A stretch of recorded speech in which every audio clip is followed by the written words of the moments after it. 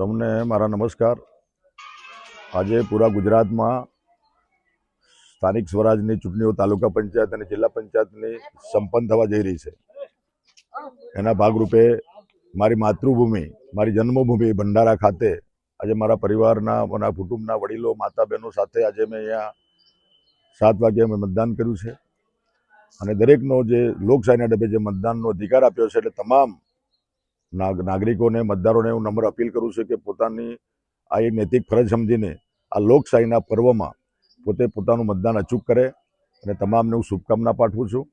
અને સાથે સાથે આજે મને એનો આનંદ છે કે આ લગ્ન પ્રસંગો ચાલે છે, સામાજિક પ્રસંગો છે, તેમ છતાં સવારથી જ લોકોનો ઉત્સાહ એટલો બધો છે કે આજે ભારતીય જનતા પાર્ટીને જનસમર્થન આપવા માટે ગામે ગામથી મારા વડીલો, માતા બહેનો, યુવાનો આજે બોળી સંખ્યામાં આ મતદાન મથકો તરફ આવી રહ્યા છે। એ ગૌરવની બાબત છે।